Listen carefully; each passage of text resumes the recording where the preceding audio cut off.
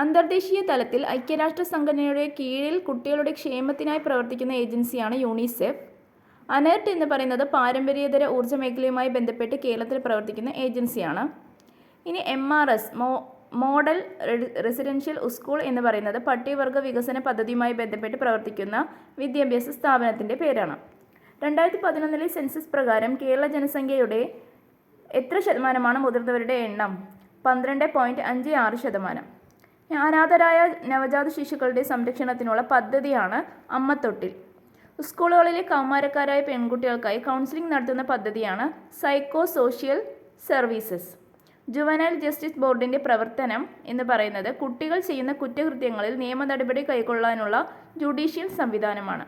ഇനി സമഗ്ര ശിക്ഷ കേരളം എന്ന പദ്ധതിയുടെ പ്രവർത്തനം എന്താണെന്ന് ചോദിച്ചാൽ പ്രീ സ്കൂൾ തലം മുതൽ ഹയർ സെക്കൻഡറി സ്കൂൾ തലം വരെയുള്ള വിദ്യാഭ്യാസ പ്രവർത്തനങ്ങൾ മെച്ചപ്പെടുത്തുക എന്നുള്ളതാണ്.